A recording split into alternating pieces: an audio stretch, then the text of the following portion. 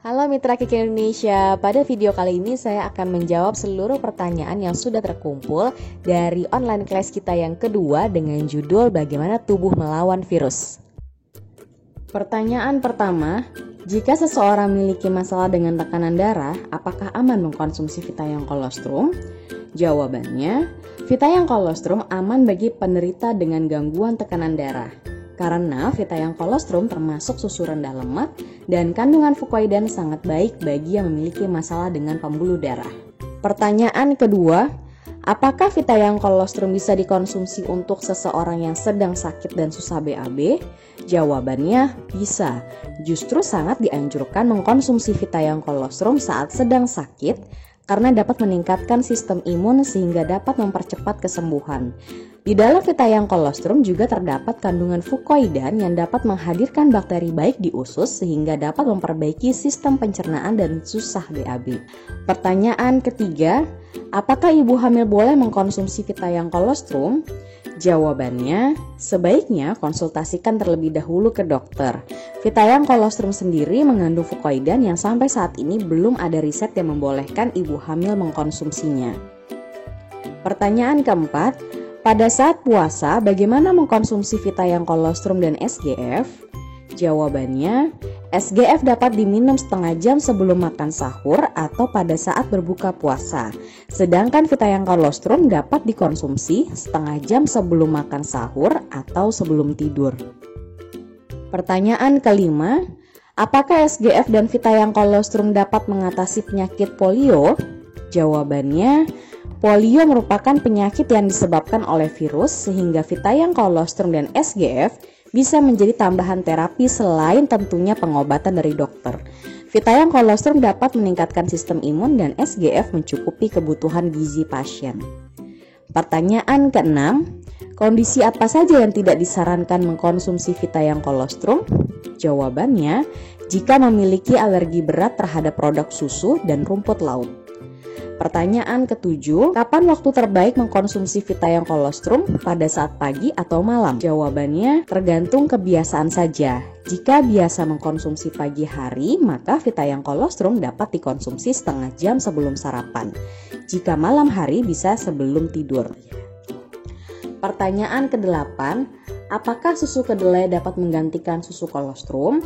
Jawabannya, dari segi manfaat, kedua susu tersebut memiliki kelebihan dan kekurangan masing-masing, sehingga seharusnya keduanya dapat saling melengkapi kebutuhan gizi.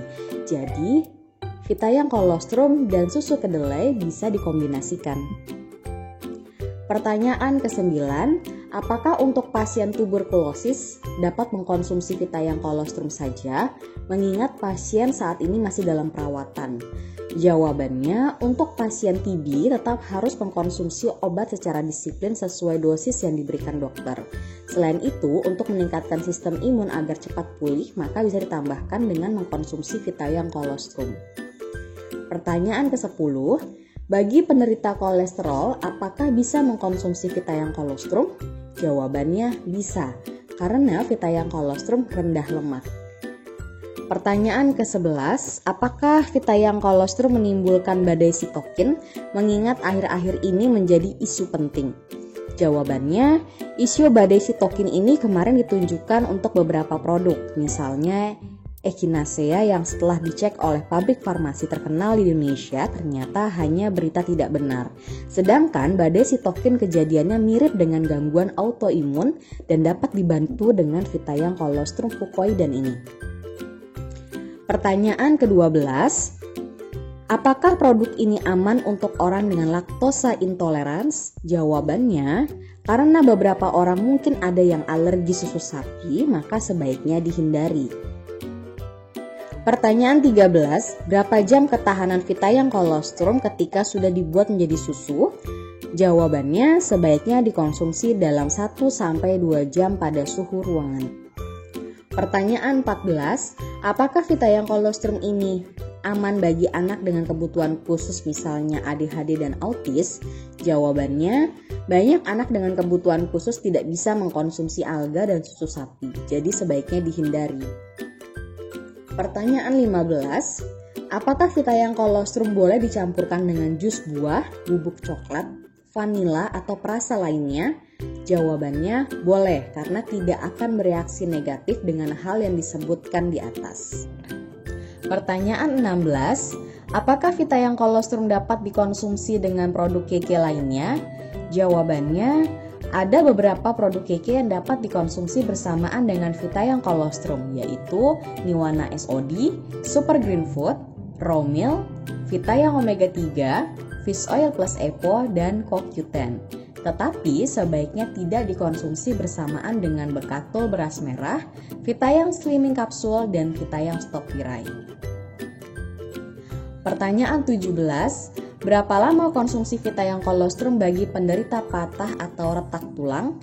Jawabannya, Vitayang kolostrum mengandung faktor tumbuh atau growth factor, misalnya TGF, IGF, PDGF, vitamin D, dan juga kalsium yang dapat membantu meningkatkan proses metabolisme osteoblas atau pembentukan tulang dan masuknya kalsium ke dalam tulang dan gigi, dan memperkecil proses metabolisme osteoklas atau keluarnya kalsium dari tulang, sehingga dapat dikonsumsi 2 kali 1 saset per hari selama masa perbaikan.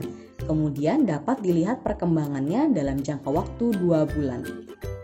Pertanyaan 18, berapakah dosis konsumsi Vitayang kolostrum untuk umur di atas 30-an atau 50-an ke atas? Jawabannya, untuk menabung kalsium dan tetap menstabilkan imun kita, sebaiknya diminum 1 sachet per hari sebagai pencegahan sakit. Jika dirasa tubuh sudah tidak fit, naikkan dosis menjadi 2 kali 1 saset. Pertanyaan 19, apakah boleh kalau SGF, Vitayang kolostrum, dan susu formula dikombinasikan untuk anak? Bagaimana takarannya? Jawabannya, boleh. Dosis pemberian SGF, Vitayang kolostrum tergantung pada usia anak. Jika anak sudah berusia 1 tahun sampai 5 tahun, dosis SGF yang dianjurkan adalah 3 tablet. Digerus terlebih dahulu, dicampurkan dengan 1/3 saset Vitayang kolostrum dan susu formula. Hanya saja, kolostrum tidak boleh dituang ke dalam air panas, cukup dibuat dengan air hangat atau suam-suam kuku. Pertanyaan 20, apakah Vitayang kolostrum boleh dikonsumsi untuk orang yang mempunyai infeksi pencernaan? Jawabannya, boleh. Vitayang kolostrum mempunyai zat yang dapat membantu regenerasi dan melindungi sel pencernaan, terutama usus halus. Pada remaja atau dewasa, minum 2 kali 1 saset per hari, sedangkan pada anak, minum setengah saset per hari. Pertanyaan 21, apakah SGF dan Vitayang kolostrum bisa mengobati kaki kutu air yang parah sampai berdarah dan bernanah? Jawabannya, kutu air yang paling utama adalah pengobatan dengan medis atau krim atau kapsul minum. Pada prinsipnya, serangan parasit dapat diperparah jika daya tahan tubuh rendah.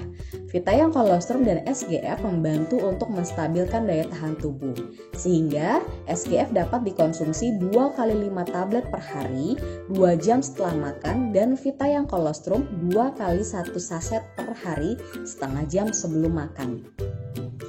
Pertanyaan 22, bagaimana pengaruhnya Vitayang kolostrum terhadap perokok berat? Apa bisa mengurangi bahaya rokok terhadap kesehatan? Jawabannya, perokok berat dan aktif rentan terkena kanker paru dan masalah kardiovaskuler seperti jantung dan pembuluh darah. Vitayang kolostrum mengandung fukoidan yang dapat mencegah pembentukan tumor atau kanker pada paru dan membantu menyehatkan jantung. Pertanyaan 23, apakah Vitayang kolostrum baik untuk penderita MAH? Jawabannya, iya. Vitayang kolostrum dapat dikonsumsi 1-2 saset per hari setelah makan. Pertanyaan 24, apakah Vitayang kolostrum bisa dibuat menggunakan air hidrogen? Jawabannya, bisa. Cara membuatnya, seduh Vitayang kolostrum dengan air hangat biasa 25-50 ml atau setengah cangkir, lalu sisanya tuangkan air hidrogen. Sebaiknya tidak membuat air hidrogen dengan air panas, lalu segera minum tidak lebih dari 1 jam. Pertanyaan 25, saat ini saya sudah minum SGF, Raw Milk, dan Niwana. Apa itu sudah cukup atau harus tetap minum Vitayang kolostrum? Jawabannya, Fokus Vitayan Colostrum adalah keseimbangan imun, SGF untuk menjaga sel mendapatkan keseimbangan gizi, sedangkan Niwana sebagai antioksidan. Sehingga dengan kasus pandemik seperti ini sebaiknya minimal konsumsi yaitu SGF dan kolostrum sebagai dasar kestabilan imun. Pertanyaan 26. Apakah Vitayan Colostrum dengan fucoidan ini dapat untuk terapi pada pengidap kanker dan disarankan berapa saset dalam satu hari? Jawabannya bisa. Vitayan Colostrum dengan fucoidan bisa dikonsumsi 2 kali 1 saset per hari setengah jam sebelum makan. Pertanyaan 27. Apakah Vitayan Colostrum bisa dikonsumsi orang yang sedang mengkonsumsi obat jantung dan kemoterapi? Kalau bisa, apakah ada jarak konsumsi antara obat medis dan Vitayan Colostrum? Jawabannya bisa. Konsumsi Vitayan Colostrum setengah jam sebelum makan atau 2 jam setelah obat dokter. Pertanyaan 28. Apakah susu skim bubuk kolostrum bisa untuk mereka yang memiliki alergi? Jawabannya, penyakit yang disebabkan karena alergi seperti asma, pilek, atau dermatitis bisa terjadi karena ketidakseimbangan imun tubuh atau kelebihan reaksi imun. Dengan mengkonsumsi Vitayan Colostrum, maka sistem imun akan kembali seimbang dan dapat mengurangi reaksi alergi ataupun mencegah timbulnya alergi. Pertanyaan 29. Apa manfaat fucoidan? Jawabannya, fucoidan memiliki banyak manfaat seperti menghambat perkembangan sel kanker, mengurangi volume sel tumor, menyeimbangkan sistem imun atau bidirectional immunomodulator, mengobati penyakit kardiovaskuler, menghambat peradangan sel, mengurangi efek kemoterapi, dan membantu mengaktifkan probiotik. Pertanyaan 30. Apakah kandungan fucoidan hanya pada rumput laut coklat saja? Jawabannya, kandungan fucoidan hanya terdapat pada jenis rumput laut coklat dan tidak ditemukan pada tumbuhan lain, terutama tumbuhan yang ada di darat. Pertanyaan 31. Apakah susu skim dapat menambah berat dan tinggi badan? Jawabannya, susu skim bubuk merupakan susu rendah lemak sehingga tidak menyebabkan berat badan bertambah. Sedangkan untuk tinggi badan, susu skim merupakan sumber kalsium yang tentunya membantu dalam proses tinggi badan. Namun, penambahan tinggi badan harus juga diimbangi dengan olahraga agar pertumbuhan tulang dapat optimal. Pertanyaan 32, kenapa ada konsumen yang jadi susah BAB setelah konsumsi susu kolostrum? Jawabannya, susah BAB bisa disebabkan oleh pola makan seseorang. Dapat juga dikarenakan healing krisis, jadi pencernaan orang tersebut baru diperbaiki dengan kandungan yang ada dalam susu skim bubuk. Vitayan Colostrum dapat dikonsumsi mulai dari setengah saset dan tidak lupa perbanyak minum air putih. Pertanyaan 33, apakah bisa dikonsumsi untuk orang yang sedang diare? Jawabannya, jika diarenya terjadi sebelum mengkonsumsi Vitayan Colostrum dan tidak dikarenakan alergi laktosa, maka diare tersebut bisa dibantu atau dikurangi dengan mengkonsumsi Vitayan Colostrum. Vitayan Colostrum dapat dikonsumsi 2 kali 1 saset per hari bagi orang dewasa. Pertanyaan 34, rentang usia berapa bisa mengkonsumsi Vitayan Colostrum ini? Jawabannya, Vitayan Colostrum dapat dikonsumsi mulai usia 1 tahun ke atas. Pertanyaan 35, berapa lama boleh mengkonsumsi Vitayan Colostrum? Jawabannya, tidak ada batasan waktu untuk mengkonsumsi susu skim bubuk karena tubuh kita membutuhkan keseimbangan sistem imun dan keseimbangan tersebut harus selalu kita jaga. Pertanyaan 36, apakah Vitayan Colostrum terbuat dari susu sapi organik? Jawabannya, bahan dasar susu skim bubuk diambil dari sapi yang diberi makanan organik, sehingga bisa dikatakan bahwa susu sapinya organik. Pertanyaan 37, mengapa bayi di bawah usia 1 tahun belum dibolehkan minum kolostrum sapi? Jawabannya, karena belum ada penelitian terkait pemberian kolostrum untuk anak di bawah 1 tahun. Pertanyaan 38, Lebih efektif mana mengkonsumsi antara SGF dengan kolostrum untuk daya tahan tubuh? Jawabannya, SGF dan Vita yang kolostrum memiliki fungsi yang berbeda. SGF adalah suplemen yang dapat memberikan nutrisi yang cukup untuk sel imun, sedangkan Vita yang kolostrum berfungsi untuk menyeimbangkan imun tubuh.